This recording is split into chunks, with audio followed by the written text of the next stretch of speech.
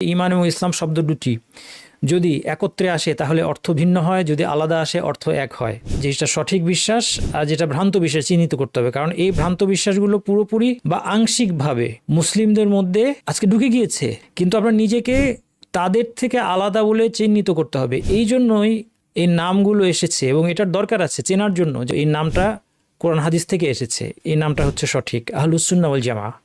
ঈমান এবং ইসলাম এর অর্থ এবং এর পার্থক্য সম্পর্কে কখন কাউকে মুমিন বলা যাবে, কখন কাউকে মুসলিম বলা হবে, যেই ইসলাম নবী মুহাম্মদ সাল্লাল্লাহু আলাইহি ওয়াসাল্লাম এবং সাহাবীরা পালন করে গিয়েছেন, আমরা সবাই যদি ওই পথের উপর থাকতাম তাহলে আমাদের সবাইকে নিজেদেরকে মুসলিম বলাই যথেষ্ট ছিল। দুই প্রান্তিক অবস্থান থেকে আমাদেরকে সাবধান থাকতে হবে। যেমন এই মাসালাটা, ঈমান কি বাড়ে কমে নাকি ঈমানটা স্থির থাকে, গুরুত্বপূর্ণ মাসালা। আকীদার এই পয়েন্টটার সাথে সরাসরি আপনার মানসিকতা, মন মানসিকতা এবং আমলের প্রভাব আছে, কিন্তু যখন সে নিশ্চিত থাকে যে ঈমানের কম বেশি হয় না, নিশ্চয়ই সে বেপরোয়া হয়ে উঠবে। আলহামদুলিল্লাহি রাব্বিল আলামিন ওয়া সাল্লাল্লাহু ওয়া সাল্লাম আলা নবিয়িনা মুহাম্মাদিন ওয়া আলা আলিহি ওয়া সাহবিহি আজমাইন। ইমাম নববীর 40 হাদিসের কোর্সে আজকে আমাদের তৃতীয় লেকচারের আমাদের যে টপিকটা সেটা হচ্ছে ঈমান এবং ইসলাম এর অর্থ এবং এর পার্থক্য সম্পর্কে কখন কাউকে মুমিন বলা যাবে, কখন কাউকে মুসলিম বলা হবে, এবং ঈমানের সংজ্ঞা, ঈমানের হ্রাস বৃদ্ধি, এই মাসাইলগুলো নিয়ে আজকে অত্যন্ত গুরুত্বপূর্ণ আলোচনা হবে। এই আলোচনাগুলো অনেকের কাছে আপাত দৃষ্টিতে মনে হতে পারে যে এটা থিওরিটিক্যাল আলোচনা, একাডেমিক আলোচনা, এগুলো সাধারণ মুসলিমদের না জানলেও চলে, কিন্তু বাস্তবতা ভিন্ন। কারণ এই ঈমান এবং ইসলাম শব্দের অর্থ সংক্রান্ত এবং এই দুইটা শব্দের সংজ্ঞা নিয়ে মতভেদের কারণে এই মুসলিম উম্মার একদল লোক, যারা মুসলিম নামধারী যেই জনগোষ্ঠী আছে যুগে যুগে, যারা নিজেদেরকে মুসলিম বলে দাবি করে, এই উম্মাতের একদল লোক তারা কিন্তু পথভ্রষ্ট বিভিন্ন ফেরকার অন্তর্ভুক্ত হয়ে গিয়েছে। এই প্রসঙ্গে একটা কথা বলা যেতে পারে যে অনেক সময় আমাদের মনে হয় যে আমাদের এত যে গ্রুপগুলো, মুসলিমরা বিভিন্ন দলে বিভক্ত হয়েছে, মুসলিমদের মধ্যে বিভিন্ন যে গ্রুপ হয়েছে, এ সংক্রান্ত আলোচনা প্রাসঙ্গিকতা কোথায়, কেন মুসলিমদের মধ্যে দল হবে, আমরা সবাই কি নিজেদেরকে মুসলিম বলে ক্ষান্ত থাকতে পারি না? এখানে বিষয়টা হচ্ছে যে এটা যদি আমরা সবাই যদি ইসলামের যে অরিজিনাল ফর্মটা, কোরআন হাদিস ভিত্তিক ইসলাম, যেই ইসলাম নবী মুহাম্মদ সাল্লাল্লাহু আলাইহি ওয়াসাল্লাম এবং সাহাবীরা পালন করে গিয়েছেন, আমরা সবাই যদি ওই পথের উপর থাকতাম তাহলে আমাদের সবাইকে নিজেদেরকে মুসলিম বলাই যথেষ্ট ছিল। কিন্তু যেহেতু আমরা নিজেরাই এই পথ ছেড়ে দিয়ে বিভিন্ন ফেরকা তৈরি করে ফেলেছি, বিভিন্ন পথে চলে গিয়েছি, সেই ক্ষেত্রে আমাদের নিজেদেরকে আইডেন্টিফাই করাটা জরুরি হয়ে পড়েছে। একটা উদাহরণ দিলে আপনারা সহজে বুঝতে পারবেন। আজকের আমাদের আলোচনার সাথে সংশ্লিষ্ট একটা মাসআলা হচ্ছে, আমরা সবাই দেখেন, আমরা মুসলিম জনসাধারণও একটা মাসআলা জানি, সেটা হচ্ছে কারো অন্তরে যদি সামান্যতম ঈমান থাকে তাহলে সে জাহান্নামে গেলেও, আল্লাহ আমাদেরকে জাহান্নাম থেকে রক্ষা করুন, জাহান্নামের শাস্তি দীর্ঘ সময় ভোগ করার পরে হলেও ঈমানের মূল তার অন্তরে থাকার কারণে এক সময় আল্লাহ তাকে জাহান্নাম থেকে বের করবেন। আমার ধারণা আপনারা যারা আমার আলোচনা শুনছেন এই মাসালাটা আপনারা সবাই জানেন। কিন্তু এই মুসলিমদের মধ্যেই একদল লোক অতীতে বলেছে এবং এখনও কোনো জায়গায় কিছু মানুষ তারা দাবি করছে যে একবার জাহান্নামে গেলে আর জাহান্নাম থেকে বের হওয়ার কোনো উপায় নাই। তারা বলছে যে কবিরা গুনাহ কেউ যদি করে সে তখন আর মুসলিম থাকে না, তার ঈমান নষ্ট হয়ে যায়, ঈমানের মূল নষ্ট হয়ে যায়। অথচ আমরা সবাই জানি যে অনেক বড় বড় গুনাহ করা সত্ত্বেও যার মধ্যে ঈমানের মূলটা থাকবে, সরিষার দানা পরিমাণ ঈমান থাকলেও তাকে শেষ পর্যন্ত শাস্তি ভোগ করার পরে হলেও, দীর্ঘ সময় পরে হলেও আল্লাহ সুবহানাহু ওয়া তাআলা জাহান্নাম থেকে বের করবেন। তাহলে যারা এর বিপরীত কথা বলছে, যারা বলছে যে জাহান্নামে যে একবার যাবে সে আর কখনো সেখান থেকে বের হবে না, আপনি কি নিজেকে তাদের দলভুক্ত বলতে পারবেন? আপনি কি বলতে পারবেন যে আমি আর সে একই দলের, আমাদের চিন্তাধারা, আমাদের বিশ্বাস একই? নিশ্চয়ই বলতে পারবেন না। আচ্ছা, তাকে কি আপনি ইসলামের বাইরে বের করে দিতে পারবেন? যে এই কথাটা বলছে সে ইসলামী আকিদা বিশ্বাসের বিপরীত কথা বলছে, কিন্তু তারপরেও ঢালাওভাবে যারা এই কথাগুলো বলে, খারেজি মোতাজিলা সম্প্রদায়, তারা এই নামে থাকুক বা যে কোনো নামেই তারা বিশ্বে যেখানেই থাকুক না কেন, এই ধরনের বিশ্বাস যে পোষণ করে, যারাই পোষণ করে, তাদেরকে ঢালাওভাবে আপনি অমুসলিমও বলতে পারবেন না। কিন্তু আপনার নিজেকে তাদের থেকে আলাদা বলে চিহ্নিত করতে হবে। এই জন্যই এই নামগুলো এসেছে এবং এটার দরকার আছে চেনার জন্য। যেমন আমরা বলি যে আমরা সুন্নি বলি কেন? আমরা এটা বোঝানোর জন্য যে আমরা শিয়া নই। আবার সুন্নি কিন্তু বাংলাদেশে আরেকটা পথভ্রষ্ট দল আছে যারা নিজেকে সুন্নি বলে, ওই অর্থে না, এটা আবার ভুল বুঝেন না। এই জন্য বেটার হচ্ছে বলা আহলুসুন্নাহ ওয়াল জামাআহ। আহলুসুন্নাহ ওয়াল জামাআহ কথাটা হচ্ছে যারা সুন্নাহর অনুসারী এবং সুন্নাহর উপর একতাবদ্ধ। এই নামটা কোরআন হাদিস থেকে এসেছে, এই নামটা হচ্ছে সঠিক, আহলুসুন্নাহ ওয়াল জামাআহ। আমরা যে বলছি আমরা শিয়া না, আমরা আহলুসুন্নাহ ওয়াল জামাআহ, এটা বলার দরকার আছে। হয় আপনি ঢালাওভাবে সব শিয়াদেরকে আপনার বলতে হবে অমুসলিম, সেটা সবসময় সর্বযুগে সব দলকে বলা সম্ভব না। সেই ক্ষেত্রে উপায় কি? আমাদেরকে শিয়াদের থেকে অবশ্যই আলাদা করতে হবে, নিজেদেরকে আমাদের আলাদা করতে হবে যে না, আমরা সাহাবীদেরকে গালি দিই না। যে সমস্ত 12 ইমামে বিশ্বাস শিয়ারা আছে, ওরা বিশ্বাস করে যে কোরআন ওদের মূল কিতাবে আছে। ওরা জনসাধারণ কতটা বিশ্বাস করে আমার ধারণা নাই, কিন্তু ওদের মূল কিতাবে এগুলো আছে যে কোরআন বিকৃত। আমরা যে কোরআন পড়ি এটা বিকৃত, এটা ওদের বিশ্বাস। ওদের আলেমদের এটা ওদের আলেমদের কথা বলছি আমি। ওদের আলেমরা, ওদের যে কিতাবাদি আছে, ওদের যে নেতারা, তারা এই বিশ্বাসের অনুসারী। আর জনসাধারণ কতটুকু সেটা জানে আমাদের জানা নাই। সাহাবীদেরকে গালি দেওয়াটা একটা কুফরি কাজ, এটাকে ওরা ধর্ম মনে করে, এটাকে আরো সওয়াবের কাজ, ভালো কাজ মনে করে। আবু বকর ওমর উম্মতের সর্বশ্রেষ্ঠ 2 ব্যক্তিকে গালি দেওয়া, এটা তারা মনে করে এটা একটা ধর্মীয় কাজ। এখন আমরা অবশ্যই আমাদের বলতে হবে যে আমরা ওই মুসলিম না, সেই জন্য আমাদের চিহ্নিত করা জরুরি, এটা একটা বিষয়। 2 নম্বর, যে এই বিষয়গুলো ভুল ধারণার কারণে আজকে যে আলোচনাগুলো আমরা করবো, এটা শুধু একাডেমিক আলোচনা না, কারণ এই বিষয়গুলো ভুল ধারণা, এই এই এই এই আজকে যে বিষয়গুলো আলোচনা হবে, যেটা সঠিক বিশ্বাস আর যেটা ভ্রান্ত বিশ্বাস চিহ্নিত করতে হবে। কারণ এই ভ্রান্ত বিশ্বাসগুলো পুরোপুরি বা আংশিকভাবে মুসলিমদের মধ্যে আজকে ঢুকে গিয়েছে। কারণ আমরা তো অজ্ঞ, আমরা কোরআন হাদিস সম্পর্কে অজ্ঞ, আমাদের নিজে অজান্তেই আমরা অনেকে আংশিক বা পূর্ণভাবে এই বিশ্বাসের মধ্যে হয়তো প্রবেশ করেছি, এবং এর কিছু ম্যানিফেস্টেশন আছে, এর বাস্তব ফলাফলটা মুসলিম বিশ্বে দেখা যাচ্ছে। এই জিনিসগুলো এই জন্য আমাদের বোঝা এবং জানা খুব জরুরি। অর্থাৎ আমি বলতে চাচ্ছি, যেটাকে আপনার কাছে মনে হবে শুধু এটা একাডেমিক, আপনি আলোচনায় এত কিছু দরকার কি, ইমানের সংজ্ঞা কি, ইমানের হ্রাস বৃদ্ধি হয় কি হয় না, ইমান বাড়ে কি, যেমন এই মাসালাটা, ইমান কি বাড়ে কমে নাকি ইমানটা স্থির থাকে, গুরুত্বপূর্ণ মাসালা। কারণ আমার দেশে প্রচলিত মাসালা হচ্ছে ইমান ঠিক থাকে, ইমানের মূলের মধ্যে কোনো কম বেশি হয় না, এই ধরনের একটা ধারণা, এটা কিন্তু প্রচলিত আমার দেশে। আপনারা জানেন কিনা আমি জানি না। এই যে আলোচনাটা, এটা কি শুধু একাডেমিক? আচ্ছা, এটা থাক, আমাকে যদি বলে যে এটা একাডেমিক পর্যায়ের জিনিস, এটা নিয়ে আমাদের বিস্তারিত ঘাটাঘাটি সাধারণ মুসলিম আমাদের দরকার নাই। বাস্তবতা হচ্ছে এটার সরাসরি প্রভাব জীবনে আছে। যখন একজন মানুষ বিশ্বাস করে যে আসলে ইমান, আমি যাই করি ইমানের মধ্যে কম বেশি হয় না, হ্যাঁ গুনাহ করলে শাস্তিযোগ্য, কোনো সন্দেহ নাই, কিন্তু যখন সে নিশ্চিত থাকে যে ইমানের কম বেশি হয় না, তখন তার ফলাফল কি বলেন তো? নিশ্চয়ই সে বেপরোয়া হয়ে উঠবে। সে চিন্তা করে, আচ্ছা ঠিক আছে, আমি না হয় একটু গুনাহ করলাম কিছুদিন, ইমানের তো ক্ষতি হবে না, ইমান তো ইমানের জায়গায় আছে, ইমান তো কমবে না, তাহলে আমি একসময় আবার সংশোধন হয়ে নেব, ইমান ঠিকই থাকবে। আমি এই উদাহরণটা এই জন্য দিলাম যে আকিদার এই পয়েন্টটার সাথে সরাসরি আপনার মানসিকতা, মন মানসিকতা এবং আমলের প্রভাব আছে সরাসরি। এই জন্য এই জিনিসগুলো সবার জানা খুব জরুরি। দ্বিতীয় হাদিস থেকে কিন্তু আমাদের আলোচনাগুলো অবতারণা। দ্বিতীয় হাদিসে নবী মুহাম্মদ সাল্লাল্লাহু আলাইহি ওয়াসাল্লাম ঈমান এবং ইসলামের সংজ্ঞা দেন নাই, তিনি ঈমান এবং ইসলামের মূলনীতিগুলো বর্ণনা করেছেন। হাদিসটা দ্রুত একবার চোখ বুলিয়ে আমরা আমাদের আজকে আলোচনায় চলে যাব।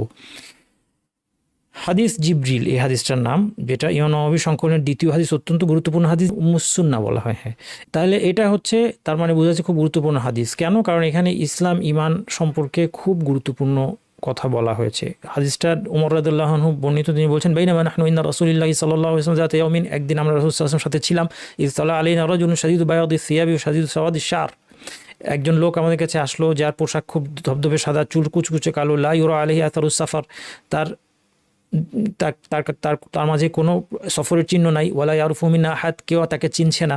হাত্তা জালাসা ইলা নবী সাল্লাল্লাহু আলাইহি ওয়াসাল্লাম ফাসনাদা রুকবাতাহি ইলা রুকবাতাহি ওয়া ওয়াদা কাফাইহি আলা ফাখিদাইহি, নবী সাল্লাল্লাহু আলাইহি ওয়াসাল্লাম কাছে এসে বসলেন, দুই হাঁটু নবী সাল্লাল্লাহু আলাইহি ওয়াসাল্লাম দুই হাঁটুর সাথে লাগিয়ে এবং দুই হাত তার উরুর উপর রেখে বসলেন। ওয়া ক্বালা ইয়া মুহাম্মদ, বললেন হে মুহাম্মদ, আখবিরনি আনিল ইসলাম, আমাকে ইসলাম সম্পর্কে বলুন।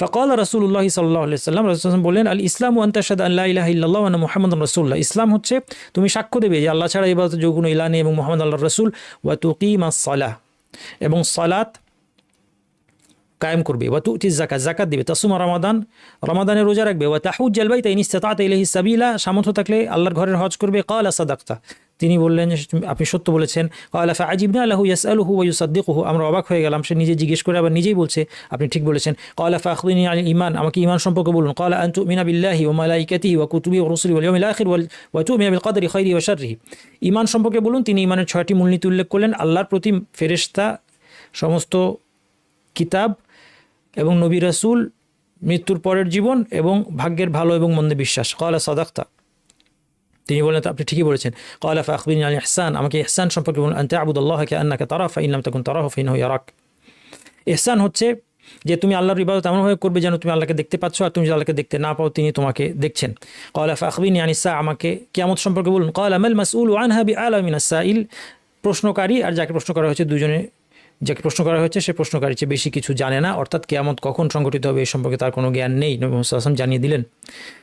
এখান থেকে আমরা বলেছিলাম যে ফেরেশতাদের নেতা জিবরিল আলাইহিস সালাম, কারণ আমরা একটু পরে দেখব যে এই ব্যক্তি জিবরিল আলাইহিস সালাম, আর যাকে প্রশ্ন করা হয়েছে মানব জাতির নেতা নবী মুহাম্মদ সাল্লাল্লাহু আলাইহি ওয়াসাল্লাম, দুজনের কেউই কিয়ামত কবে হবে সেটা জানে না। কাজেই কোনো মানুষের এটা জানার অথবা কোনো সৃষ্টির, আল্লাহ ছাড়া কোনো সৃষ্টির পক্ষে এটা জানার কোনো উপায় নেই। ক্বালা ফাআখবিরনি আন আমারাতিহা, আমাকে এর লক্ষণ সম্পর্কে বলুন। ক্বালা আন তালিদাল আমাতু রাব্বাতাহা, দাসী মনিবকে জন্ম দিবে, দাসী তার মনিবকে জন্ম দিবে। ওয়া আন তারাল খুফাত আল ওরাত আল আলাত আশা ইয়াতাতাওয়ালুনা ফিল বুনিয়ান, তুমি দেখবে যে সমস্ত নগ্নপদ, বিবস্ত্র, দরিদ্র মানুষেরা রাখাল ছিল কিছুদিন আগে, তারা এখন বড় বড় উঁচু উঁচু বিল্ডিং নির্মাণের প্রতিযোগিতা করছে। আর দাসী তার মনিবকে জন্ম দিবে, এর কয়েকটা ব্যাখ্যা আছে, এর মধ্যে একটা অন্যতম ব্যাখ্যা হচ্ছে যে মুসলিম বিশ্বে অনেক দাসী সংখ্যা বেড়ে যাবে, দাসীদের সংখ্যা বেড়ে যাবে, দাসীর ঘর সন্তান হবে। যদি এটা হয় অর্থ, তাহলে এই যুগটা পার হয়ে গিয়েছে, কারণ এখন কোনো দাস প্রথা আর কোথাও নাই। একটা সময় ছিল দাসীর আধিক্য ছিল, ফলে দাসীর সন্তান সে কিন্তু স্বাধীন মানুষ। তাহলে একটা মানুষ স্বাধীন, তার মা দাসী, তাহলে যেন সে তার মনিবের পর্যায়ে পৌঁছে গিয়েছে। আনতালিদাল আমাতু রাব্বাতাহা ওয়া আনতারাল হুফাত আল ওরাত আল আলাত আশা ইয়াতাওয়ালুনা ফিল বুনিয়ান। আচ্ছা, আর দ্বিতীয় অর্থ হচ্ছে দাসী মনিবকে জন্ম দেওয়ার দ্বিতীয় অর্থ হচ্ছে মা বাবার সাথে মানুষ দুর্ব্যবহার করবে, দাসীর মতো আচরণ করবে। এটা হচ্ছে কিয়ামতের লক্ষণ। যদি এটা অর্থ হয় তাহলে এটা মুতাজাদ্দিদ, অর্থাৎ এটা বারবার ঘটছে, বিভিন্ন যুগে এটা ঘটে থাকে। এরপর ফালাবিস্তু মালিয়ান, দীর্ঘ সময় অতিবাহিত হলো। উমর রাদিয়াল্লাহু বলছেন, কোন বর্ণনা এসেছে 3 দিন যাওয়ার পরে, সুম্মা ক্বাল আলী, আমাকে রাসূল সাল্লাল্লাহু আলাইহি ওয়াসাল্লাম বললেন, ইয়া উমর আতাদরি মানিস সাইল, যে সেই প্রশ্নকারী যে এসেছিল আগন্তুক কে ছিল তুমি কি জানো? কুলতুল্লাহু ওয়া রাসূলুহু আলাম, আমি বললাম যে আল্লাহ এবং আল্লাহর রাসূল ভালো জানেন। ক্বালা ফাইন্নাহু জিবরিল আতাকুম ইউআল্লিমুকুম দীনাকুম, তিনি হচ্ছেন জিবরিল, তিনি তোমাদেরকে তোমাদের দিন শিক্ষা দিতে এসেছিলেন। এরপর উমর রাদিয়াল্লাহু বলছেন, ফালাবিস্তু মালিয়ান, কিছুটা সময় অতিবাহিত হলো। সুম্মা ক্বাল আলী, রাসূল সাল্লাল্লাহু আলাইহি ওয়াসাল্লাম জিজ্ঞেস করলেন, ইয়া উমর আতাদরি মানিস সাইল, রাসূল সাল্লাল্লাহু আলাইহি ওয়াসাল্লাম আমাকে বললেন তুমি কি জানো যে প্রশ্নকারী কে ছিল?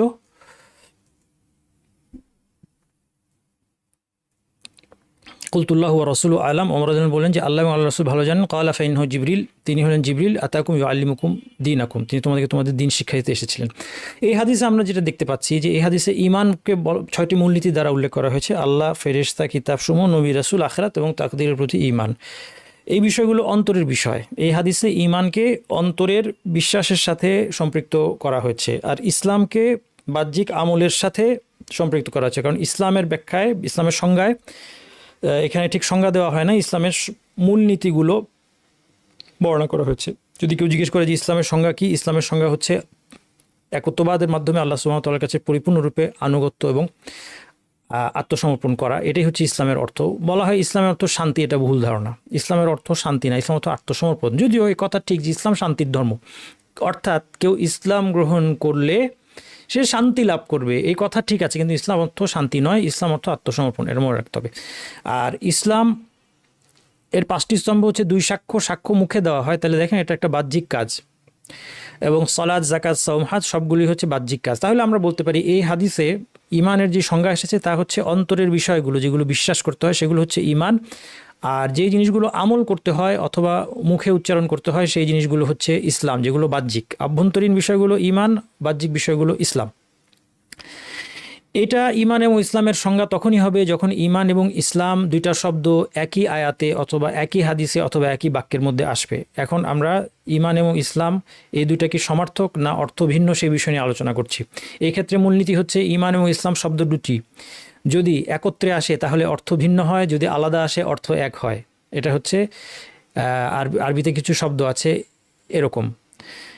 যেমন এখানে একই হাদিসের মধ্যে ইমান এবং ইসলাম শব্দ দুটি আসায় দুইটার অর্থ আলাদা হয়ে গিয়েছে। ইমান দিয়ে বোঝানো হয়েছে অন্তরের বিষয়গুলো আর ইসলাম দিয়ে বোঝানো হয়েছে বাহ্যিক আমলগুলোকে। কিন্তু যদি কখনো এককভাবে ইমানের কথা আসে তাহলে ইমানের মধ্যে দ্বীনের সব কিছু অন্তর্ভুক্ত হবে, আভ্যন্তরীণ এবং বাহ্যিক বিষয় অন্তর্ভুক্ত হবে। কাজেই ইমান শব্দটা যদি এককভাবে আসে তখন এর মধ্যে এই ইমানের 6টি মূলনীতি অন্তর্ভুক্ত হবে এবং সালাত, যাকাত, সাওম, হজ এগুলিও অন্তর্ভুক্ত হবে। আবার ইসলাম শব্দটা যদি এককভাবে আসে তখন ইসলামের শব্দের মধ্যে সালাত, যাকাত, সাওম, হজ 2 সাক্ষ্য অন্তর্ভুক্ত হবে এবং ইমানের বিষয়গুলো অন্তর্ভুক্ত হবে। বিষয়টাকে আমরা এভাবে চিন্তা করতে পারি যে অনেক সময় ব্যাংকে আপনি টাকা তুলবেন, চেকটা দেওয়া হয় ক্যাশিয়ারের কাছে, ক্যাশিয়ার আবার আরেকজনকে দেয়, সে সিগনেচারটা একজন অফিসারকে দেয়, সে সিগনেচারটা চেক করে বলে ঠিক আছে, তখন ক্যাশিয়ার টাকা দিয়ে দেয়। 2 জন 2টা কাজ করছে। কিন্তু অনেক সময় হতে পারে যে ব্যাংকে একজন মাত্র আছে, ক্যাশিয়ার একাই আছে, তখন ক্যাশিয়ার নিজেই কি করে, সে নিজেই টাকা দেয়, নিজেই সাইন চেক করে সব করে। আবার হয়তো অফিসার একাই আছেন, তখন অফিসার নিজেই তিনি সাইন চেক করেন, টাকা চেক করেন, আবার টাকা দিয়ে দেন।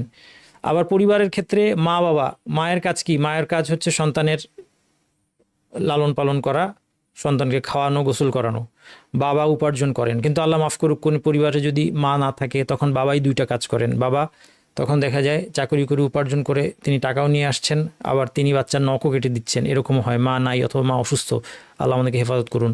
আবার অনেক সময় যদি বাবা না থাকে, আল্লাহ আমাদেরকে হেফাজত করুন, তাহলে দেখা যায় যে মা কর্মজীবী, তাকে বাইরেও কাজ করতে হয়, আবার ঘর সংসারও দেখতে হয়। তাহলে এই রকম হচ্ছে ইমান এবং ইসলাম। তাহলে ইমান যখন একাকী আসবে, এখানে আমরা দেখাচ্ছি যে ইমান একাকী আসলে ইমানের মধ্যে এই সব কিছু অন্তর্ভুক্ত হবে, দ্বীনের সব কিছু ইমানের মধ্যে অন্তর্ভুক্ত হয়ে যাবে। সুতরাং এককভাবে ইমানের মধ্যে সালাত অন্তর্ভুক্ত, জাকাত অন্তর্ভুক্ত, সাওম অন্তর্ভুক্ত।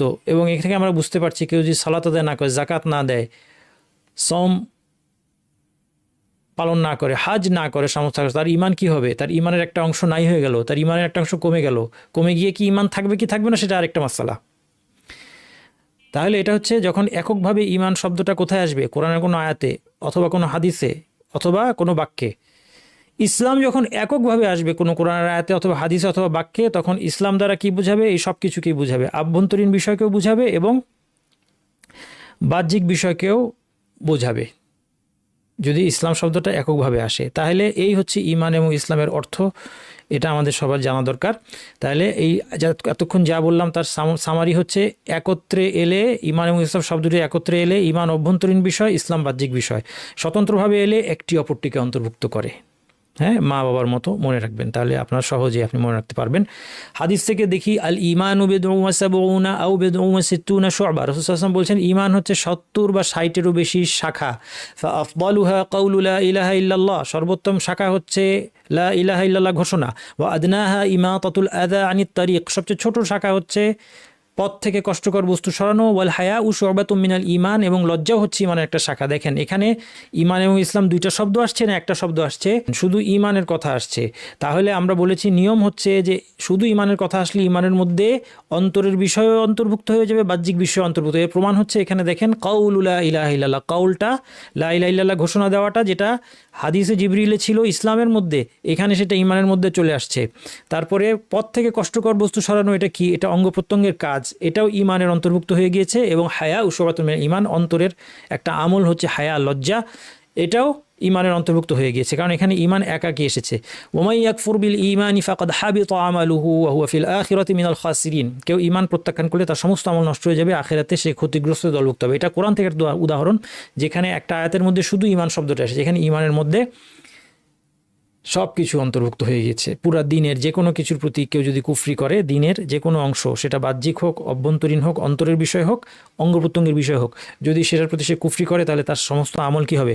নষ্ট হয়ে যাবে। যেমন কেউ যদি সালাতকে অস্বীকার করে যে সালাত আদায় করতে হবে না, অথবা জাকাতকে অস্বীকার করে, হজকে অস্বীকার করে, এগুলি হচ্ছে কুফর। শুধু অস্বীকার না, আরও বিভিন্ন কুফরি হয়। এটা হচ্ছে উদাহরণ যেখানে ইসলাম শব্দটা এককভাবে এসেছে। ওয়ামান ইয়াবতাগি গায়রাল ইসলামি দীনান ফালান ইউকবালা মিনহু ওয়া হুয়া ফিল আখিরাতি মিনাল খাসিরিন। আর যে ইসলাম ছাড়া অন্য কোনো জীবন ব্যবস্থা অবলম্বন করতে চাইবে তা কখনো তার থেকে গ্রহণযোগ্য হবে না, আর আখিরাতে সে ক্ষতিগ্রস্তদের অন্তর্ভুক্ত হবে। এখানে ইসলামকে দিন হিসেবে উল্লেখ করা হয়েছে, ইসলাম ছাড়া অন্য কোনো জীবন ব্যবস্থা। তাহলে ইসলাম একটা জীবন ব্যবস্থা, এবং এখানে ইসলাম শব্দটা এককভাবে আসায় এর মধ্যে আকিদা, বিশ্বাসের যে বিষয়গুলো, অন্তরের বিষয়গুলো, এই সব কিছু এর মধ্যে চলে আসবে। এখন আমরা নেক্সট যে পয়েন্টটা আলোচনা করব, এটা বোঝাটা খুব গুরুত্বপূর্ণ এবং ক্রিটিক্যাল। ইনশাল্লাহ খুব সহজভাবে আপনাদেরকে আমি জিনিসটা বুঝিয়ে দিব। সেটা হচ্ছে, কোনো ব্যক্তির ক্ষেত্রে যখন কাউকে বলা হয় যে সে মুসলিম অথবা মুমিন অথবা মুহসিন, তখন আসলে তার দ্বীনের একটা স্তরকে বোঝাচ্ছে। এই ক্ষেত্রে যখন কারো সম্পর্কে বলা হবে যে সে হচ্ছে মুসলিম, এর অর্থ হচ্ছে তার মধ্যে এতটুকু মৌলিক ঈমান আছে যার কারণে সে মুসলিম হিসেবে গণ্য হতে পারে। কিন্তু এর অর্থ এই নয় যে তার ঈমান পূর্ণতায় পৌঁছেছে। এরপর যদি তাকে বলা হয় যে সে হচ্ছে মুমিন, তাহলে এই কথাটা একটা প্রশংসাসূচক কথা, অর্থাৎ বলা হচ্ছে যে তার ইসলাম পূর্ণতা লাভ করেছে, তার ঈমান অন্তরে দৃঢ় হয়েছে। যার মধ্যে যাকে আপনি মুসলিম বলছেন, যাকে মুসলিম বলা যাবে, সে 2 সাক্ষ্য দিয়েছে, সে সালাত আদায় করে এবং ইসলামের অন্যান্য অনুষ্ঠান পালন করে, কখনো কখনো সে হয়তো গুনাহ করে ফেলে। আজকে মুসলিম সমাজে অনেক মুসলিম, বরং বেশিরভাগ মুসলিমকে আমরা কি দেখতে পাই? তারা কোনো না কোনোভাবে আল্লাহর অবাদত করছে। মুসলিম কিন্তু দাড়ি শেভ করে, মুসলিম কিন্তু ধূমপান করে, মুসলিম কিন্তু সুদ ঘুষের সাথে জড়িত, কিন্তু মুসলিম সালাত আদায় করছে, 5 ওয়াক্ত সালাত আদায় করছে, আল্লাহ এবং আখিরাতে বিশ্বাসী। তাকে মুসলিম বলা হবে, এবং তার মধ্যে, তাকে মুসলিম বলার অর্থ তার মধ্যে ঈমান আছে না নাই? অবশ্যই তার মধ্যে মিনিমাম ঈমান আছে, ঈমানের মূল তার মধ্যে আছে, ঈমানের আসল তার মধ্যে আছে, ন্যূনতম ঈমান তার মধ্যে আছে, যতটুকু থাকার কারণে তাকে মুসলিম বলা গেল। যদি সেই ন্যূনতম ঈমানের মূল তার মধ্যে না থাকতো, তাহলে তাকে মুসলিম নামকরণ করাই ঠিক হতো না। কিন্তু এখন তাকে মুমিন বলা যাবে না, কারণ মুমিন বলতে ওই ঈমানদারকে বোঝাবে যার ঈমান পূর্ণতার স্তরে পৌঁছেছে, অর্থাৎ সে ইসলামের সমস্ত বাধ্যতামূলক কাজগুলো আদায় করছে এবং সমস্ত নিষিদ্ধ কাজগুলো সে বর্জন করেছে। এখন সে আরেকটু উপরের স্তরে গিয়েছে, মুমিনের স্তরে। এই জন্য আমার এই পিরামিডটা শুধু শো না, এই পিরামিডটা একটা কনসেপ্টকে বোঝানোর জন্য,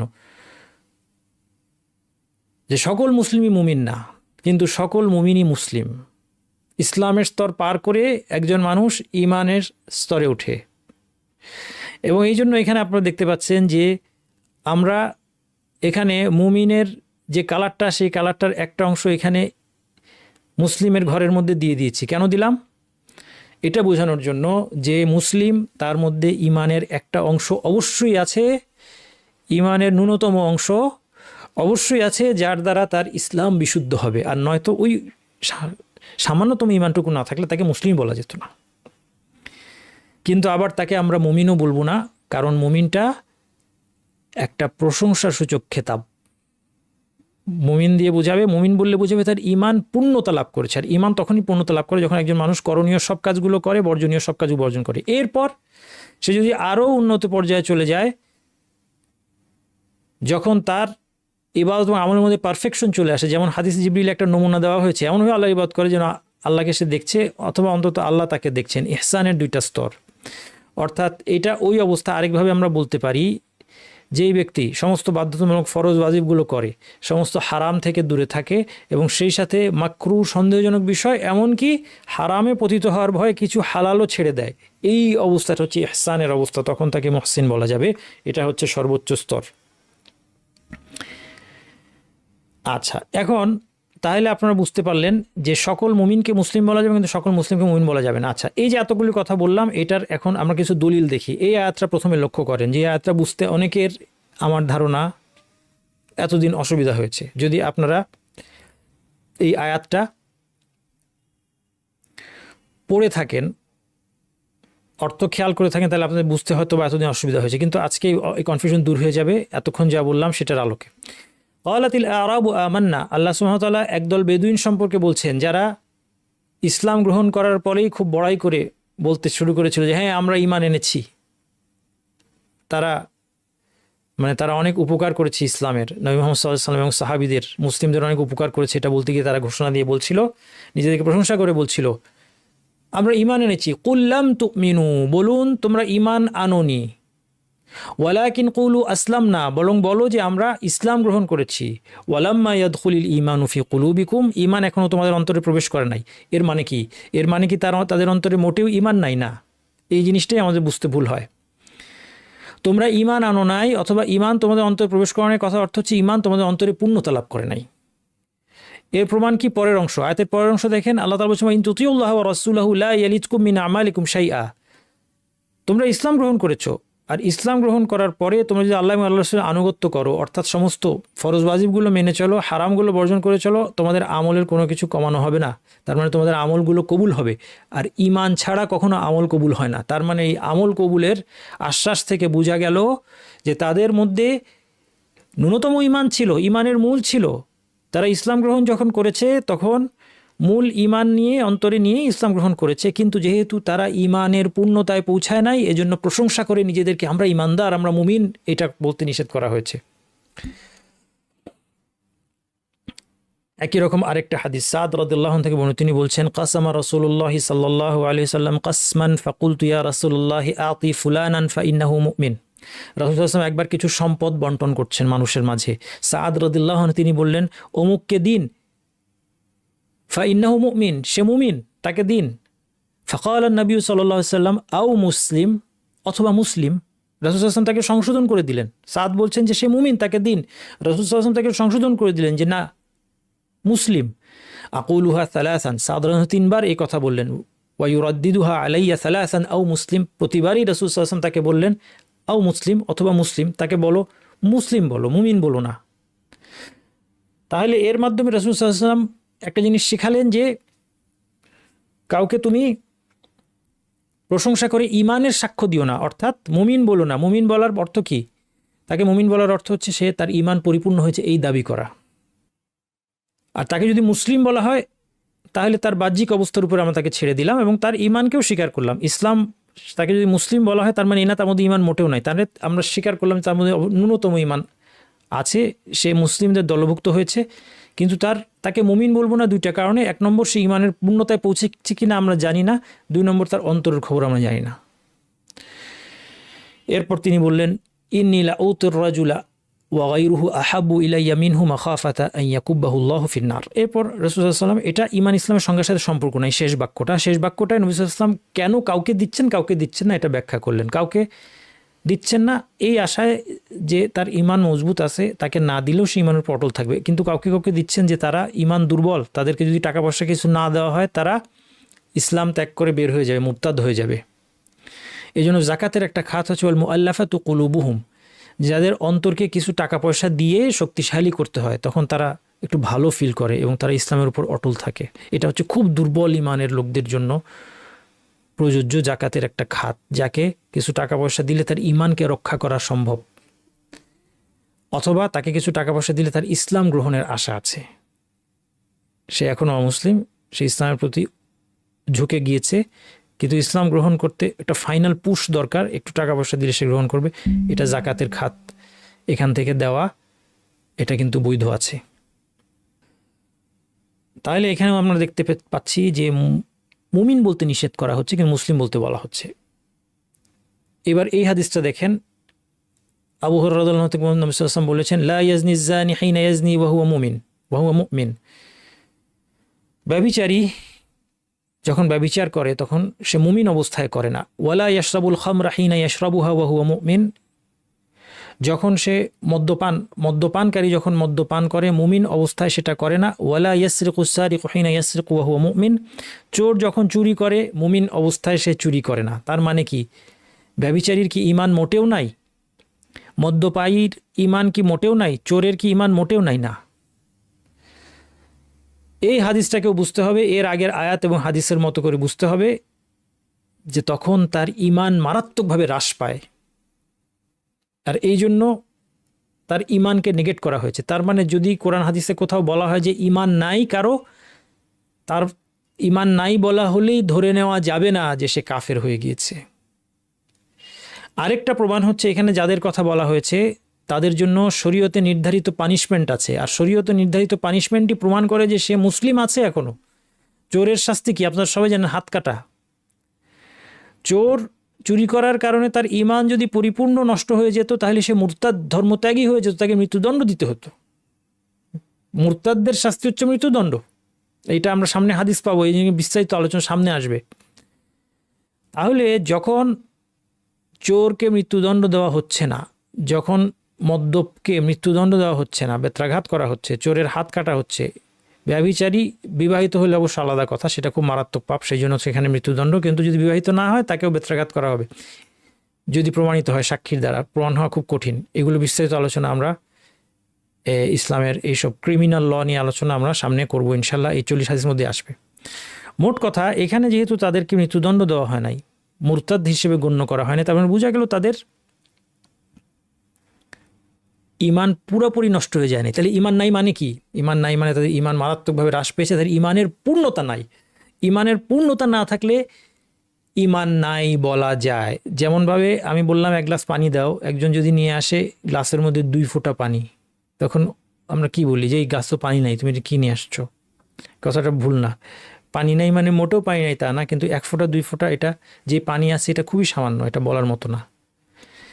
এই ব্যাপারটা কোরআন হাদিসের ক্ষেত্রেও প্রযোজ্য, এবং কোরআন হাদিস পরস্পরকে একের দ্বারা আরেকটাকে ব্যাখ্যা না করার কারণেই মানুষ পথভ্রষ্ট হয়ে গেছে। এবং বিশ্বাস করেন এখনও বাংলাদেশেই একদল মানুষ আছে যারা প্রমাণ করার চেষ্টা করছে যে কোনো হত্যাকারী, যে মানুষে খুন করেছে, যে অন্যায় করে, কবিরা গুনাহ করে, তারা কখনো জান্নাতে যাবে না, তারা চিরজাহান্নামী, কারণ তাদের ঈমান একদমই নাই। এটা প্রমাণ করার চেষ্টা আমাদের বাংলা ভাষাভাষী, আমাদের বাঙালি ভাইয়েরা করতেছে। এই জন্য এই আলোচনাগুলো খুব জরুরি, এবং এই হাদিসগুলোকে ঠিকভাবে না বোঝার কারণে এক্সট্রিমিজমের জন্ম নিচ্ছে। আরেকটা দলিল দেখেন কোরআন থেকে, আল্লাহ তাআলা বলছেন, ইয়া আইয়ুহাল্লাযীনা আমানু কুতিবা আলাইকুমুল কিসাসু ফিল কাতলা। এটা হচ্ছে কিসাসের আয়াত। আত্মহত্যা করলেও সে কিন্তু মুসলিম থাকে। তো এই বিষয়টায় ভুল ধারণা না বোঝার কারণে, কোরআন হাদিসকে একটা আরেকটা দ্বারা ব্যাখ্যা করতে না পারার কারণে, সামগ্রিকভাবে না বোঝার কারণে এক অংশ কোরআন হাদিসের এক অংশ কেউ যদি এক অংশ বাদ দেয়, তখন সে বলে বসবে যে আত্মহত্যাকারী মুসলিম না। আত্মহত্যা কবিরা গুনাহ, কিন্তু তার যদি ঈমানের মূল থাকে সে মুসলিম মুমিন থাকতে পারে, এই অর্থে, মূল অর্থে। যাই হোক, কিসাসের আয়াত, কিসাস হচ্ছে প্রাণের বদলে প্রাণ। কেউ কাউকে হত্যা করে ফেললে যে নিহত হয়েছে তার অভিভাবকরা মৃত্যুদণ্ড দাবি করতে পারবে, তার নিকটাত্মীয়রা। যেমন কারো ছেলেকে মেরে ফেলেছে, এখন বাবা মৃত্যুদণ্ড দাবি করতে পারবে। আমি আয়াতের বিস্তারিত ব্যাখ্যা গেলাম না, শেষ অংশটা খেয়াল করেন, ফামান উফিয়া লাহু মিন আখিহি শাইউন ফাত্তিবাউন বিল মারুফ ওয়া আদাউন ইলাইহি বিইহসান। শেষের অংশে বলা হচ্ছে কেউ যদি তার ভাইকে ক্ষমা করে দেয় রক্তপণের বিনিময়ে, অর্থাৎ একটা অপশন আছে, ছেলেকে হত্যা করে ফেলেছে, এখন বাবা বলল যে না, হত্যাকারীর মৃত্যুদণ্ড আমি চাই না, আমি তার কাছ থেকে এর বিনিময়ে ক্ষতিপূরণ হিসেবে রক্তপণ নিব। এটা নির্দিষ্ট অ্যামাউন্ট আছে, বিশাল অ্যামাউন্ট এটা। যাই হোক, এই টাকা নিয়ে আমি তাকে মাফ করে দিব,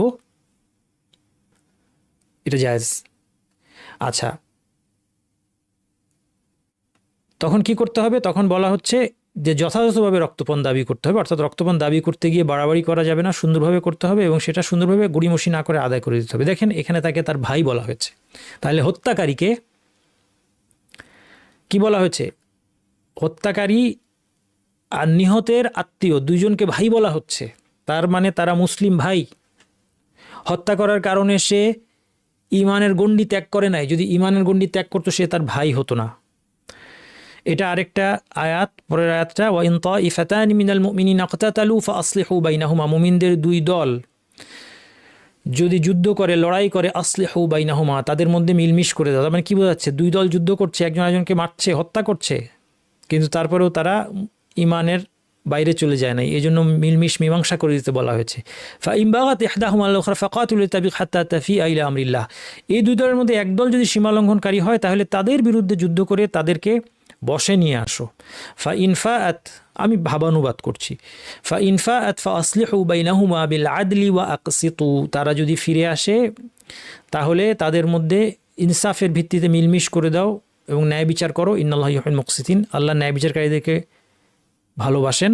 এরপরে বলছেন ইন্নামাল মুমিনুনা ইখওয়াহ, মুমিনরা ভাই ভাই। তার মানে এই যে দুই দল মুমিন পরস্পরের সাথে লড়াই করেছে, লড়াই করতে গিয়ে হয়তো হতাহত হয়েছে, কেউ কাউকে মেরে ফেলেছে, কিন্তু তারপরেও তারা কি হয় নাই, তারা ভাই ভাই থেকে গিয়েছে, তারা মুমিন থেকে গিয়েছে। কোন অর্থে? ইমানের মূল অর্থে। তো এই জন্য বুঝতে হবে যে ইমানকে নেগেট করার অর্থই ইমান পুরোপুরি না থাকা এমন নয়। লা ইউমিনু আহাদুকুম হাত্তা ইউহিব্বা লিআখিহি মা ইউহিব্বু লিনাফসিহি, অন্তরের পরিশুদ্ধির জন্য, আত্মশুদ্ধির জন্য একেবারে 1 নম্বর হাদিস, অন্যতম হাদিস। তোমাদের কেউ ততক্ষণ মুমিন হবে না যতক্ষণ না ভাইয়ের জন্য তাই ভালোবাসে সে আসে নিজের জন্য ভালোবাসে। এখানে আমরা সবাই ফেল। এই হাদিস সামনে আসবে, এর আলোচনা বিস্তারিত সামনে আসবে, ইমাম নববী 40 হাদিস সংকলনের মধ্যে আছে। এখানে আমরা সবাই ফেল। আপনার ছেলে হাফেজ হতে পারে নাই, তার বন্ধু হাফেজ হয়ে গেছে, অন্তরের মধ্যে একটা চাপ লাগে, একটা ব্যথা অনুভূত হয়। আমার কলিগের প্রমোশন হয়ে গিয়েছে, আমার প্রমোশন হয় নাই, অন্তরের মধ্যে একটা ব্যথা লাগে। আমার বন্ধুর ছেলে একটা ভালো বিশ্ববিদ্যালয়ে পড়ার সুযোগ পেয়ে গিয়েছে, আমার ছেলেটা পায় নাই। আমার ভাইয়ের ছেলেটা ফার্স্ট হয়, আমার ছেলেটা হয় না, অন্তরের মধ্যে একটা কষ্ট লাগে। এটা থেকে মুক্ত হওয়া খুব কঠিন। আমি কয়েকটা উদাহরণ দিয়েছি, বুদ্ধি খাটালে আপনি দেখবেন যে আপনার আমার জীবনে এই জিনিসটা আছে, আছে না? আমরা খুশি হতে পারি না আরেকজনের কল্যাণ দেখে, পারি না। এই হাদিস কি বলছে? তাইলে আমাদের কারো ইমান নাই। লা ইউমিনু আহাদুকুম হাত্তা ইউহিব্বা লিআখিহি মা ইউহিব্বু লিনাফসিহি, নিজের জন্য যেটা ভালোবাসে আরেক ভাইয়ের জন্য সেটা ভালোবাসে। আজকে যেমন আমার একটা বড় কোনো লাভ উন্নতি হইলে আমি খুশিতে মনটা ভরে যাবে, আমার কোনো মুসলিম ভাইয়ের এরকম উন্নতির কথা শুনলেও কি আমার মনটা ভরে যায় খুশিতে? কয়জনের হয়? খুব রেয়ার।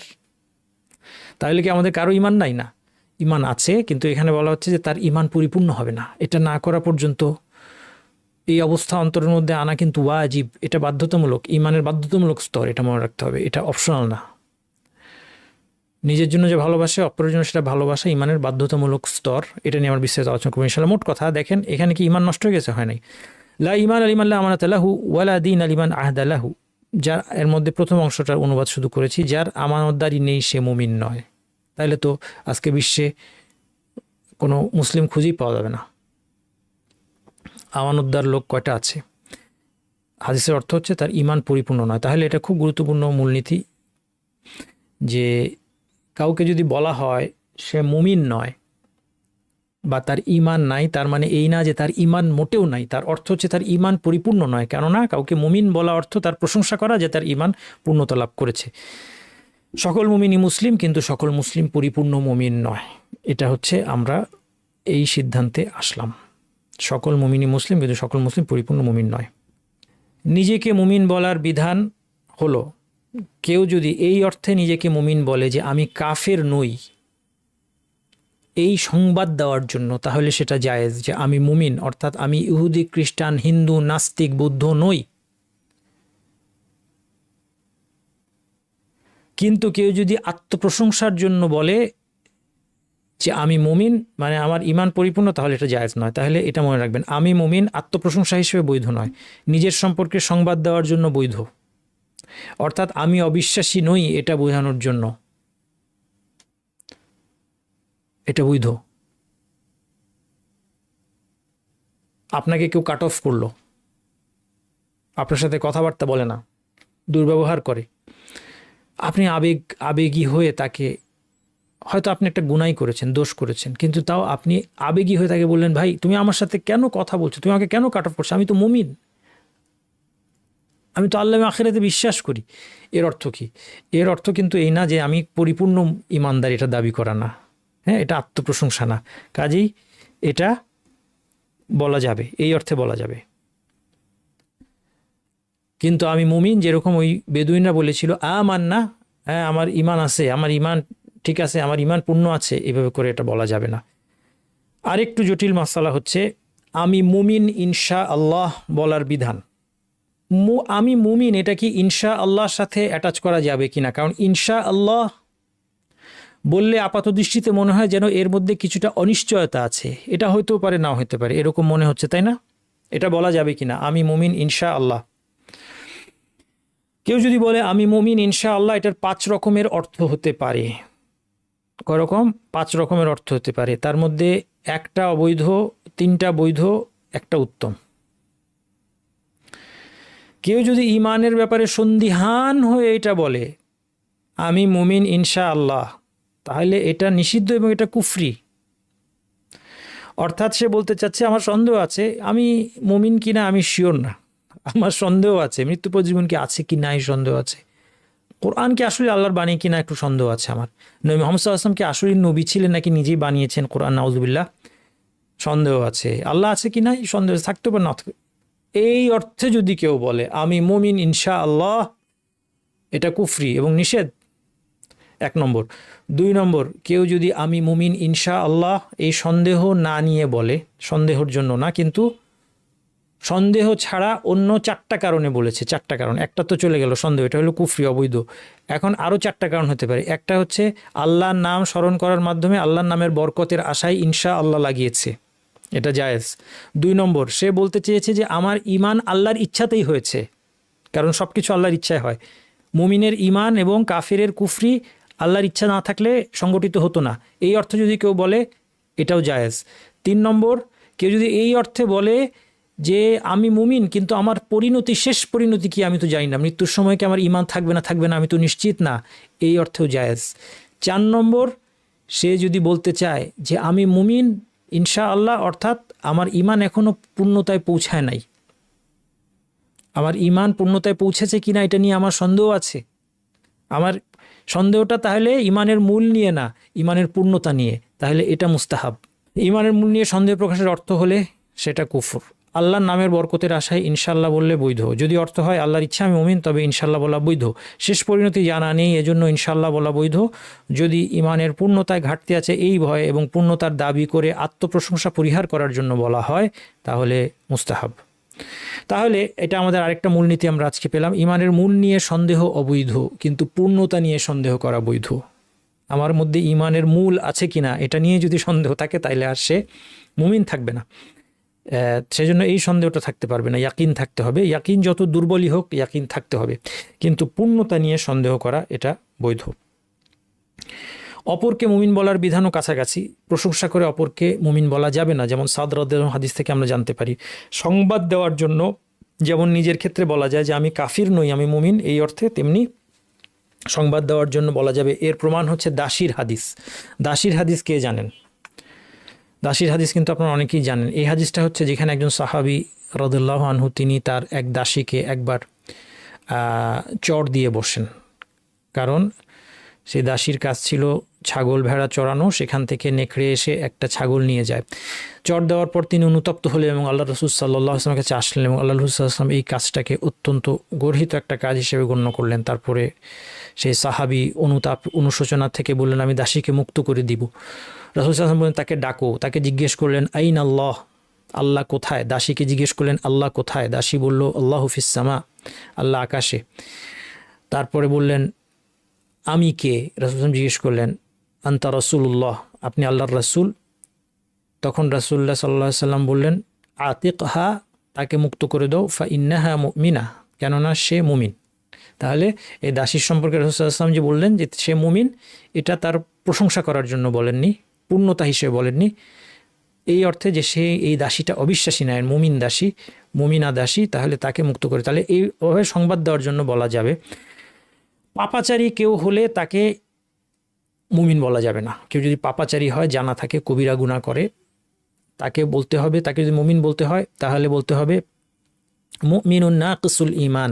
মুমিনুন আরবিতে বলে মুমিনুন নাকিসুল ঈমান, অর্থাৎ সে মুমিন কিন্তু যার ঈমানে ঘাটতি আছে, তাকে মুসলিম বলা যাবে। এবং অথবা বলা যাবে মুমিনুন বি ঈমানিহি ফাসিকুন বি কাবীরাতিহি, সে ঈমানের কারণে মুমিন এবং তার পাপের কারণে ফাসিক, অর্থাৎ আনকন্ডিশনালি মুমিন বলা যাবে না। কারণ আনকন্ডিশনালি মুমিন বলাটাই কোনটা, সেই প্রশংসাসূচক মুমিন বলা যেটার দ্বারা ঈমানের পূর্ণতার ঘোষণা দেওয়া হয়। ঈমানের খুব জরুরি মাসাইল নিয়ে আজকে সর্বশেষ আলোচনা আমাদের। ঈমানের সংজ্ঞা অনেকে জানতে চেয়েছেন। ঈমান হচ্ছে বিশ্বাস, কথা এবং কাজ, এটাই হচ্ছে ঈমান। আর ঈমানের হ্রাস বৃদ্ধি আছে। এই দুইটা মাসালা খুব জরুরি, কারণ এই দুইটা মাসালা না বুঝার কারণে অনেক মানুষ পথভ্রষ্ট হয়েছে, যেমনটা আগেই বললাম। দেখেন ঈমানের ব্যাপারটা এরকম, এই ডায়াগ্রামটা দেখেন। ঈমান হচ্ছে বিশ্বাস, কথা এবং কাজ। যেমন ধরা যাক আমরা, এগুলি সব ঈমানের অংশ। আল্লাহর প্রতি ঈমান, এটা অন্তরের বিষয়, ঈমানের অংশ। তেলাওয়াত কিসের কাজ? মৌখিক, এটা ঈমানের অংশ। মদ্যপান পরিহার করা, মদ্যপান না করা, এটাও ঈমানের অংশ, কারণ এটা তার্ক, এটা একটা কাজের মতো। বুঝে শুনে কেউ যখন মদ্যপান থেকে বিরত থাকে, আল্লাহ হারাম করেছেন, এটাও একটা কাজের মতো। জাকাত আদায় করা একটা আমল। এই সবগুলো মিলে ঈমান। এখন ধরা যাক এটা হচ্ছে আমাদের আহলে সুন্নাত ওয়াল জামাতের আকীদা, সঠিক আকীদা, এটাই হচ্ছে সাহাবীদের আকীদা, এটা হচ্ছে ইসলামের কোরআন হাদিস ভিত্তিক সঠিক বিশ্বাস যে এই সব কিছু মিলে ঈমান, এগুলো এক একটা ঈমানের অংশ। এখন যদি ধরা যাক কেউ জাকাত দেয় নাই, তার অবস্থাটা কি হলো? এরকম যে তার ঈমান কি নাই? আছে। কেউ মদ্যপান করলো, এখনও তার ঈমান আছে। এটা হচ্ছে আমাদের বিশ্বাস, এবং এটার সাথে ঈমান হ্রাস বৃদ্ধির ব্যাপারটা জড়িত। অর্থাৎ ঈমান গ্র্যাজুয়ালি বাড়ে কমে, তার মানে ঈমানের একটা অংশ চলে গেলে পুরো ঈমান চলে গিয়েছে এমন না। বুঝতে পারছেন বিষয়টা? ঈমান বাড়া কমার বিষয়টা এই জায়গায়। আবার একজনের ঈমান কম, একজনের বেশি থাকতে পারে, তাদের দুজন ঈমান সমানও বলা যাবে না। যারা এই মাসালায় পথভ্রষ্ট হয়েছে তারা হচ্ছে দুইটা দল। এক দল বলছে যে হ্যাঁ, এই সব কিছু ঈমানের অংশ, কথা, কাজ, বিশ্বাস সবই ঈমানের অংশ, কিন্তু সবটা মিলেমিশে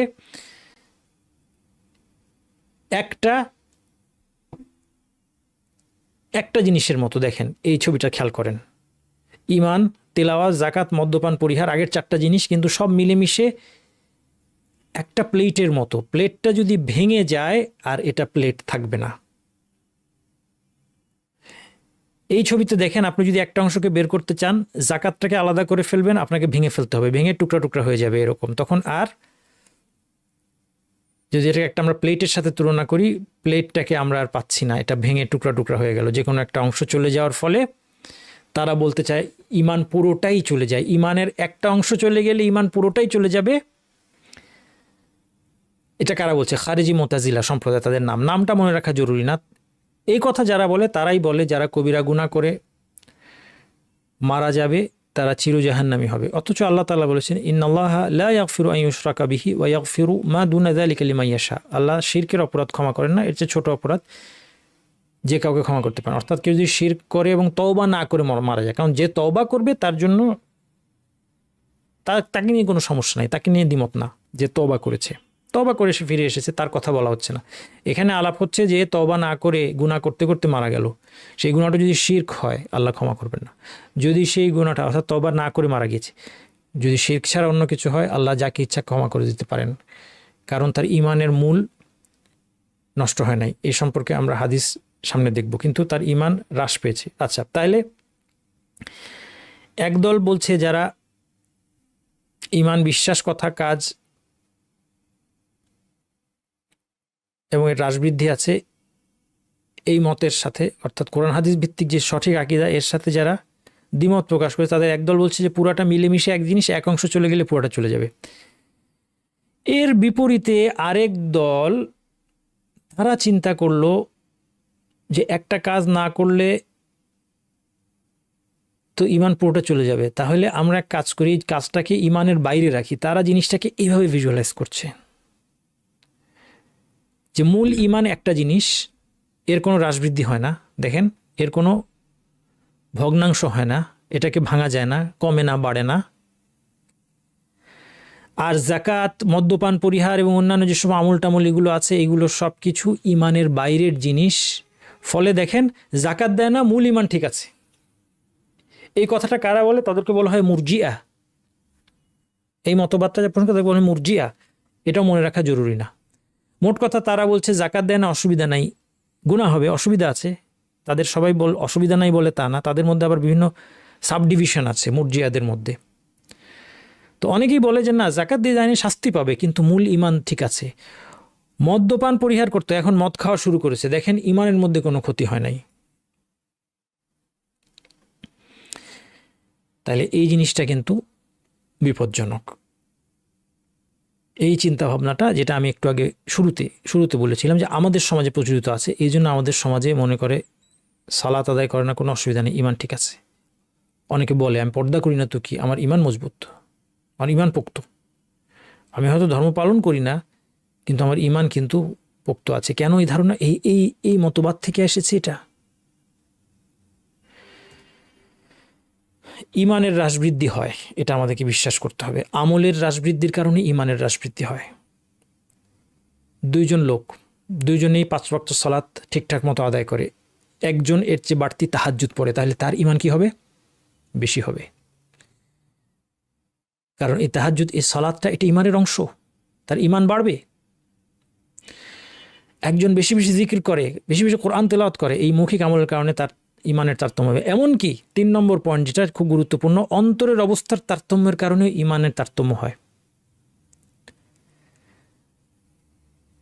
কাজেই আবু বকর রাদিয়াল্লাহু আনহুর ইমান আমার আপনার ইমান এক না। আমরা যদি বলি যে ইমানের মূলটা সবার এক, ওই যে একটু আগে যেই কয়েনটা দেখেছি, যে এই কয়েনটা, এটা এক, তাহলে এটা মারাত্মক ভুল কথা। কিভাবে আমরা বলতে পারি যে আবু বকর রাদিয়াল্লাহু আনহুর ইমান, অন্তরের যে অবস্থা আর আমাদের অন্তরের অবস্থা এক? রাসূলুল্লাহ সাল্লাল্লাহু আলাইহি ওয়াসাল্লামের কাছে একটা সংবাদ আসা মাত্র আবু বকর রাদিয়াল্লাহু আনহু যতটা ইয়াকিন নিয়ে, যতটা দৃঢ় বিশ্বাস নিয়ে সেটাকে বিশ্বাস করেছেন, আমার আপনার বিশ্বাস কি এতটা দৃঢ়? কখনোই না।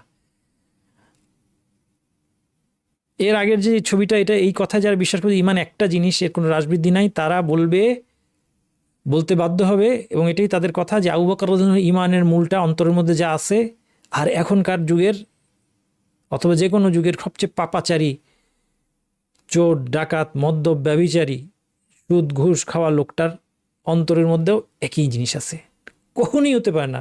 আল্লাহর কাছে আমরা আশ্রয় চাই, কীভাবে সম্ভব? আবু বকর রাদিয়াল্লাহু আনহুর অন্তরে ইমানের পাহাড় আছে। আমাদের হয়তো এক একজনের, আপনার অন্তরে হয়তো ইমানের একটা ফুটবল, আমার অন্তরে হয়তো ইমানের একটা টেনিস বল।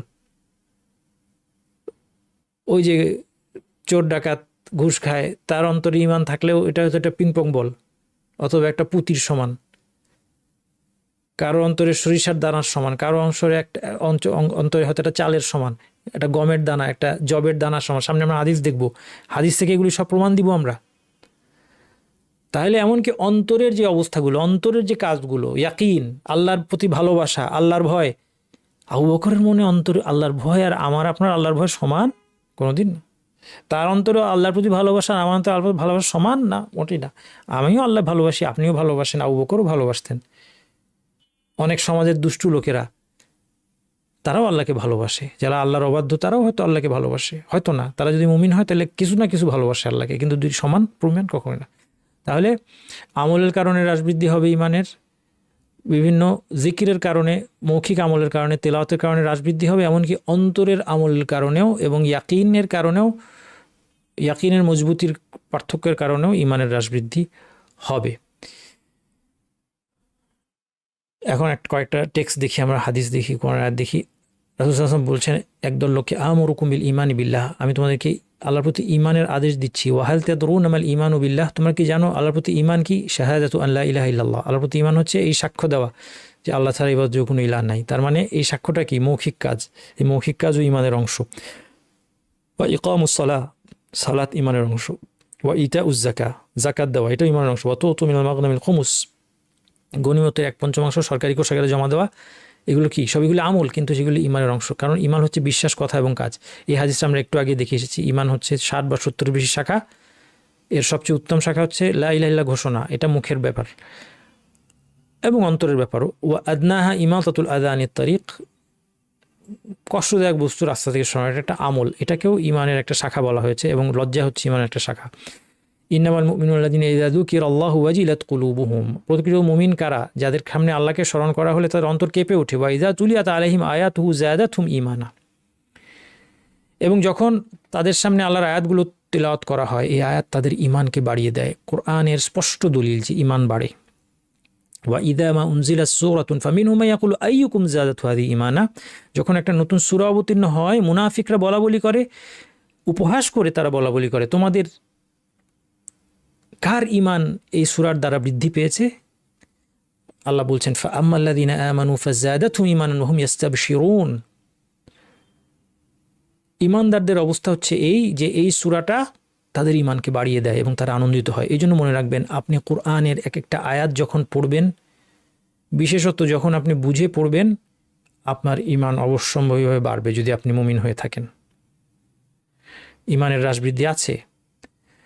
দীর্ঘ শাফায়াতের হাদিস, রাসূল সাল্লাল্লাহু আলাইহি ওয়াসাল্লাম বলছেন ফাখিরু সাজিদান ফাআহমাদু রাব্বি বিমাহামিদ লাম ইয়াহমাদহু বিহা আহাদুন কানা ক্বাবলি ওয়ালা ইয়াহমাদুহু বিহা আহাদুন কানা বা'দি, আমি সিজদায় পড়ে আল্লাহর এমন প্রশংসা করব অতীতে কেউ করেনি, ভবিষ্যতেও কেউ করবে না। ফায়াকুল উরফা রাসাক, আল্লাহ বলবেন তোমার মাথা তুলো। ওয়াকুল ইউসমা মিনকা, তুমি বলো তোমার কথা শোনা হবে। ওয়াসাল তুতা, তুমি চাও তোমাকে দেওয়া হবে। ওয়াশফা তুশাফা, তুমি শাফায়াত করো তোমার শাফায়াত কবুল করা হবে। ফায়াকুল আই রব্বি উম্মতি উম্মতি, রাসূল সাল্লাল্লাহু আলাইহি ওয়াসাল্লাম বলবেন যে আমার উম্মত। ফায়ুকালু আখরিজ মান কানা ফি কলবিহি মিসকালু শাঈরাতিন মিন ঈমান, জাহান্নাম থেকে ওই লোকদেরকে বের করো যাদের অন্তরে একটা জবের দানা পরিমাণ ঈমানও আছে। রাসূল সাল্লাল্লাহু আলাইহি ওয়াসাল্লাম বললেন ফাউখরিজুহুম, তাদেরকে আমি বের করব। তারপরে একই ঘটনা ঘটবে, আবার সিজদা করবেন, আবার প্রশংসা করবেন। এইবার বলা হবে আখরিজ মান কানা ফি কলবিহি মিসকালু বুররাতিন মিন ঈমান, যার অন্তরে একটা গমের দানা পরিমাণ ঈমান পাও, তাকেও বের করো। তাদেরকেও বের করা হবে এবং তারপর আবার আল্লাহ রাসূল একই কাজ করবেন। এইবার বলা হবে আখরিজ মান কানা ফি কলবি মিসকালু যাররাতিন মিন ঈমান, সবচেয়ে মিনিমাম একটা কণা পরিমাণ অথবা একটা ছোট পিঁপড়ার ওজনের সমান ঈমান যার অন্তরে আছে, তাকেও জাহান্নাম থেকে বের করা। তাহলে বোঝা যাচ্ছে ঈমানের তারতম্য আছে এবং ঈমানের মূল অন্তরের মধ্যে থাকার কারণে জাহান্নামে যাওয়ার পরেও একদল লোককে জাহান্নাম থেকে বের করা হবে। ইন্নাল ঈমান লা ইয়াখলাকু ফি জাওফি আহাদিকুম কামা ইয়াখলাকুস সাওবু ফাসআলুল্লাহ আন ইউজাদ্দিদাল ঈমানা ফি কুলুবিকুম আল্লাহুম্মা জাদ্দিদিল ঈমানা ফি কুলুবিনা। এই হাদিসে রাসূল সাল্লাল্লাহু আলাইহি ওয়াসাল্লাম বলছেন যে পোশাক যেমন মলিন হয়ে যায়, ঈমান সেভাবে মলিন হয়ে যায়। আল্লাহর কাছে দোয়া করো যেন আল্লাহ তোমাদের ঈমানকে নবায়ন করে দেন। তাহলে ঈমানের হ্রাস বৃদ্ধি আছে। দুই প্রান্তিক অবস্থান থেকে আমাদেরকে সাবধান থাকতে হবে। তাহলে প্রথম প্রান্তিক অবস্থানটা কি? যে কোনো কবিরা গুনাহের কারণে ঈমানের মূল নষ্ট হয়, এটা একটা এক্সট্রিম পজিশন, খাওয়ারিজ মুতাজিলাদের পজিশন। এই বিশ্বাস থেকে দূরে থাকতে হবে। এই বিশ্বাসের কুফল কি? মুসলিমদেরকে অমুসলিম গণ্য করা। এই ধরনের বিশ্বাসের কারণে আজকে একদল লোক চরমপন্থা অবলম্বন করছে, কারণ তারা মুসলিম সমাজে দেখতে পাচ্ছে মুসলিমরা তো গুনাহে লিপ্ত, কবিরা গুনাহে লিপ্ত, তাহলে এরা আর মুসলিম না, এরা অমুসলিম, আমরা অমুসলিম সমাজে আছি, আমরা এখন যুদ্ধ করি। এই জন্য তারা মুসলিমদের মধ্যে সন্ত্রাসী কার্যকলাপ চালাচ্ছে। এই চরমপন্থা আসছে কোত্থেকে? এই বিশ্বাস থেকে যে কবিরা গুনাহের দ্বারা অথবা যে কোনো গুনাহের দ্বারা ঈমান একেবারে সমূলে উৎপাটিত হয়ে যায়, প্লেট ভেঙে যাওয়ার মতো। তাহলে এটার ফলাফল হচ্ছে হতাশা এবং চরমপন্থা। এখান থেকে সাবধান থাকতে হবে। যারা এই বিশ্বাস করে তারা কিন্তু ব্যক্তিগত জীবনেও খুব হতাশাবাদী হয়। তাদেরকে দেখবেন সবখানে হতাশা প্রকাশ করতে, যে সব ধ্বংস, সব খারাপ, সব মুসলিম দেশের সব রাষ্ট্রপ্রধান, সব মানুষ, জনগণ সবাই এরা খারাপ। খুব বেশি বেশি এই কথাগুলো যারা বলে তাদের আপনি আন্দাজ করতে পারেন তাদের আকীদার মধ্যে সমস্যা আছে। যদিও আমরা মুসলিমরা খুব খারাপ অবস্থায় আছি, কথা ভুল না। 2 নম্বর প্রান্তিক অবস্থান হচ্ছে যত পাপই থাকুক ঈমান একই স্তরে থাকে, যেটা মুরজিয়াদের অবস্থান। এখান থেকে সাবধান। এর কুফল হচ্ছে সহজেই বাধ্যতামূলক কাজ মানুষ পরিত্যাগ করে এবং নিষিদ্ধ কাজ করে, কারণ সে মনে করে যাই করি আমার ঈমানের মূল তো ঠিক আছে, ঈমান ঠিক আছে, ঈমান অন্তরে সবারই এক, আমার বিশ্বাস আছে, নিশ্চিন্তে গুনাহ করতে থাকে কারণ ঈমান অটুট আছে। এই ভুল ধারণার ফলে বহু মানুষ আজকে সালাত আদায় করে না। এটা বিশেষভাবে এটা আমার অবজারভেশন আমাদের বাংলাদেশের সমাজের ক্ষেত্রে এবং বিশ্বের আরও বহু জায়গায়। আল্লাহ সুবহানাহু ওয়া তাআলা আজকে আমরা যা শুনলাম এই আলোচনার দ্বারা আমাদেরকে যেন উপকৃত করেন। সুবহানাকাল্লাহুম্মা ওয়া বিহামদিকা আশহাদু আল্লা ইলাহা ইল্লা আনতা আস্তাগফিরুকা ওয়া আতুবু ইলাইক।